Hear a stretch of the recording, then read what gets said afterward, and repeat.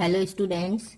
Now from today we will start the chapter number 8. This is your history part and the title of the chapter National Awakening and Establishment of Political Organization in India. In this chapter we will read about the reasons of national awakening in India, organizations established prior to Indian National Congress, establishment of Indian National Congress, development of nationalism in India, liberal, nationalist and aggressive nationalist. So let's start.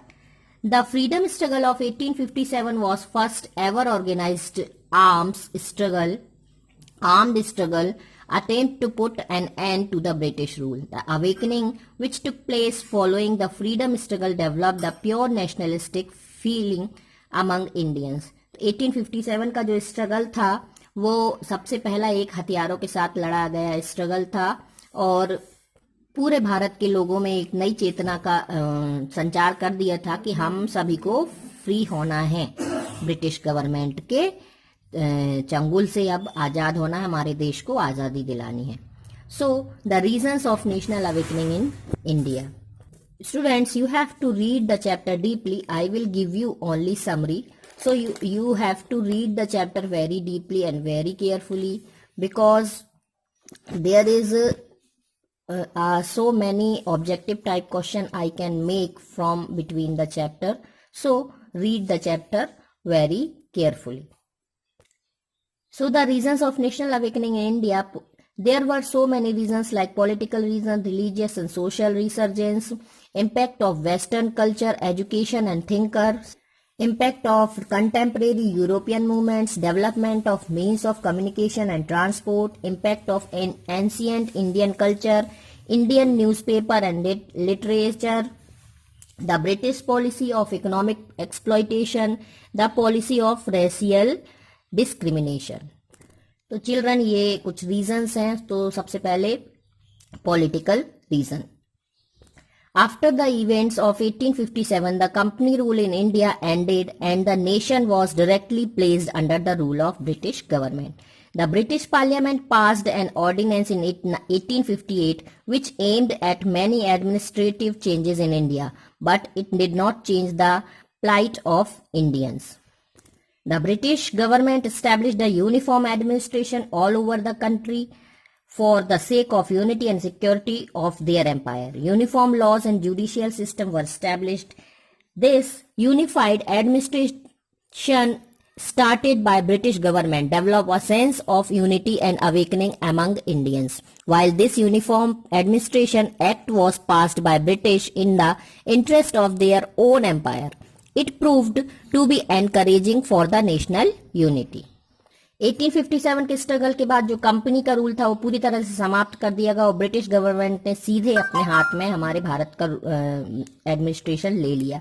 इसके बाद उन्होंने बहुत सारी ऐसी policies चलाई, बहुत सारे ऐसे चेंजेस किए जो कि एडमिनिस्ट्रेटिव सिस्टम को चेंज करते, लेकिन उससे भारतीयों का एक्चुअली में कोई फायदा नहीं हुआ. ब्रिटिश गवर्नमेंट ने अपने एम्पायर की सिक्योरिटी और यूनिटी के लिए जो यूनिफॉर्म एडमिनिस्ट्रेशन था उसे स्टार्ट किया. फिर बहुत सारे लॉ जुडिशियल सिस्टम थे उनको एस्टैब्लिश किया.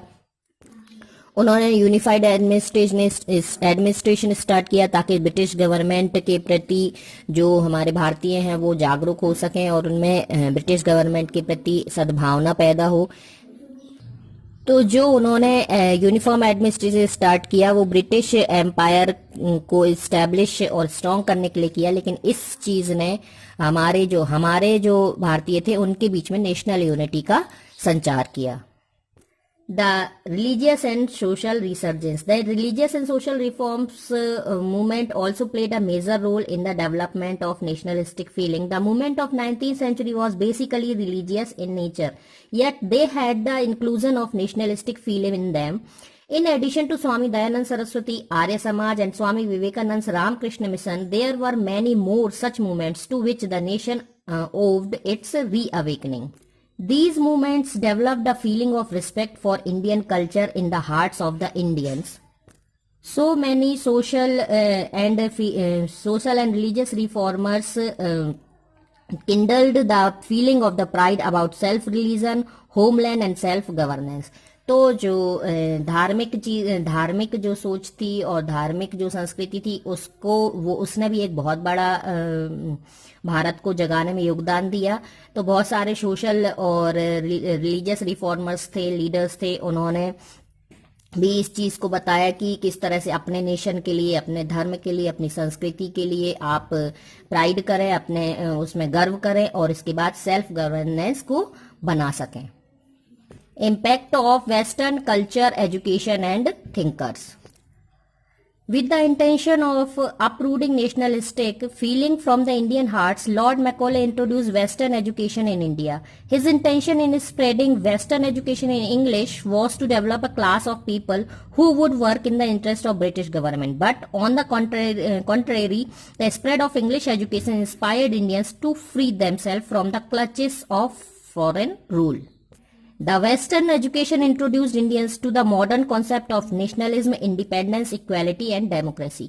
तो जो लॉर्ड मैकोले था उसने एजुकेशन में इंग्लिश को बहुत ज़्यादा स्प्रेड, जो उसका इंग्लिश लैंग्वेज को बहुत बड़ा हथियार बनाया उसने कि वो ब्रिटिश गवर्नमेंट को यहाँ लोगों के मन में इंटरेस्ट पैदा कर सके और उसको इस्टेब्लिश करने में हेल्प कर सके, स्ट्रॉन्ग करने में हेल्प कर सके। लेकिन ये जो उसकी पॉलिसी थी ये उल्टी पड़ गई और लोग इंस्पायर हो गए कि किस तरह से फॉरेन रूल को हम समाप्त करें। और जो वेस्टर्न एजुकेशन थी इसने इंडियन एक नया मॉडर्न कॉन्सेप्ट दिया भारतीयों को कि किस तरह से नेशनलिज्म है, इंडिपेंडेंस, इक्वालिटी और डेमोक्रेसी, ये सारी चीजें हमारे देश में भी होनी चाहिए। Impact of contemporary European movements. As a result of English education, Indian came into contact with the Western world. The reforms movement in England, the independence movement of Italy, Germany, Romania and Serbia inspired Indians to struggle for their rights. तो English education के साथ साथ जो लोग थे वो European movements, हमारे जो भारतीय थे यूरोपियन मूवमेंट्स के कांटेक्ट में आए। उन्हें पता चला कि किस तरह से इटली में, जर्मनी में, रोमानिया में, सर्बिया में सब जगह अपने अधिकारों के लिए और अपनी स्वतंत्रता के लिए स्ट्रगल्स हो रहे हैं, मूवमेंट हो रहे हैं और हमारे भारतीय भी उसके लिए तैयार हुए। Development of means of communication and transport. As the means of transport developed in the British Empire, it benefited Indians too. The movement and transport of goods became easier, which resulted in exchange of ideas and establishment of communication. Therefore, the development of transport and communication system indirectly helped the Indians to unite in one bond. तो जो communication, transport और means of communication थे English empire के समय, British empire के समय develop हो गए और इन्होंने भी भारतीयों को कम्युनिकेशन करने में, एक दूसरे की भावनाओं को समझने में, यहाँ से वहाँ एक्सचेंज करने में बहुत हेल्प की और ये भी एक रीजन था नेशनल अवेकनिंग का। Impact of ancient Indian culture. In the 19th century, there was a search for ancient Indian literature. With the help of Indian and Western scholars, many important books were translated in English from Sanskrit. These writings made a great impact on Indian mindset. It developed a high self-confidence and self-esteem among Indians. तो Indian culture जो बहुत सारे 19th century में बहुत सारे ऐसे scholars थे जिन्होंने पुराने जो हमारा एंशिएंट इंडियन लिटरेचर था उसको उन्होंने इंग्लिश में ट्रांसलेट किया, संस्कृत से इंग्लिश में ट्रांसलेट किया और ये राइटिंग्स जो थी इन्होंने इंडियन के जो माइंड थे उसको भी डेवलप, सेल्फ कॉन्फिडेंस जगाया कि अरे हमारी संस्कृति के लिए तो लोग आ रहे हैं और इतना रिस्पेक्ट दे रहे हैं कि इंग्लिश में ट्रांसलेट कर रहे हैं। तो ये सारी चीजें उन्होंने हाई सेल्फ कॉन्फिडेंस भी बढ़ाया हिंदुस्तानियों के मन में और सेल्फ स्टीम को भी बढ़ावा दिया। इस तरह से इंडियंस जागरूक हुए। Indian newspapers and literature. The analytical review of British rule was being printed in Indian newspapers. Among Indians newspapers there were Samvad, Kaumudi and so many, Kesari, Maratha, Hindu, Patriot, Swadeshi.